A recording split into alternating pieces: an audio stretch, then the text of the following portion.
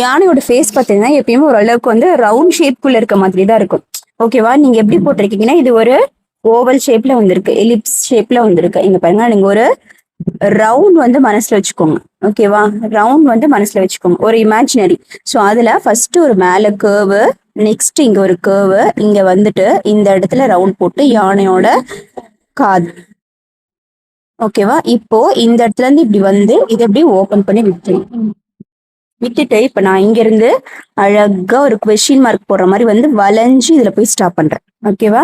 இதுக்குள்ள கமாயில மட்டும் நம்ம எப்படி ரவுண்ட் போட சொல்லியிருக்கணும் அது மாதிரி ரவுண்ட் போட்டு அதுக்குள்ள இருந்து அதோடயே டிராவல் பண்ணி அப்படியே வெளியில வந்துடணும். அப்படியே வெளியில வந்து இது கூட ஓப்பன், இதோட தந்தத்தை அப்படியே போட்டு. இப்ப நீங்க பாத்தீங்க அப்படின்னா இந்த டெக்கரேஷன் எல்லாம் பண்ணிட்டு நீங்க ஐ போடும்போது யானையோட ஃபேஸ் அழகா வந்துட்டு. ஓகேவா? ஸோ இவ்வளோ திக்னஸா ப்ரெஷர் கொடுக்காதீங்க, லைட் ப்ரெஷர் கொடுத்து தான் யானையை வரையணும். அதுக்கப்புறம் உள்ள இருக்கிறத நீங்க